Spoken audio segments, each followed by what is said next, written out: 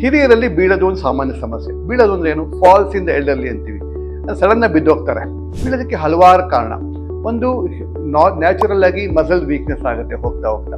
So ಹಾಗಾಗಿ muscle weak, ಅದನ್ನ ಸಾರ್ಕೋಪಿನಿಯಾ ಅಂತ ಕೂಡ ಹೇಳ್ತೀವಿ. ಅದನ್ನ ಮಸಲ್ ಸ್ಟ್ರೆಂತ್ ನ ಇಟ್ಕೋಬೇಕಾದ್ದು as we grow, as we ವಯಸ್ಸಾದ ತಕ್ಷಣ ವಯಸ್ಸಾಗ್ತಿದ್ದಂಗೆ ಅದಕ್ಕೆ ಎಕ್ಸರ್ಸೈಸ್ ಮಾಡಿಕೊಂಡು ಕರೆಕ್ಟಾಗಿ ನ್ಯೂಟ್ರಿಷನ್ ತಗೊಂಡು ಮಸಲ್ ಸ್ಟ್ರೆಂತ್ ನ ನೀಟಾಗಿ ಇಟ್ಕೋಬೇಕು. ಒಂದನೇದು. ಎರಡನೇದು, ಹಲವಾರು ಕಾರಣನ ಬೀಳ್ತೀವಿ ವಯಸ್ಸಾದ್ಮೇಲೆ. ಒಂದು BP ಫ್ಲಕ್ಚುಯೇಷನ್ ಆಗಿರ್ಬೋದು. ಫಾರ್ ಎಕ್ಸಾಂಪಲ್ ಕೆಲವು ಮೆಡಿಸಿನಿಂದ ಫ್ಲಕ್ಚುಯೇಷನ್ ಆಗ್ಬೋದು, ಅಥವಾ ನ್ಯಾಚುರಲ್ ಆಗಿ ನಮ್ಮ BP ಕಂಟ್ರೋಲ್ಗಂತ ಫ್ಲಕ್ಚುಯೇಷನ್ ಆಗಿರ್ಬೋದು.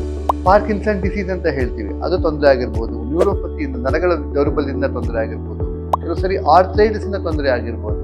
ಇವೆಲ್ಲ ಆದಾಗ ಬೀಳೋದು ಒಂದು ಸಾಮಾನ್ಯ ಸಮಸ್ಯೆ ಆಗ್ಬಿಡುತ್ತೆ.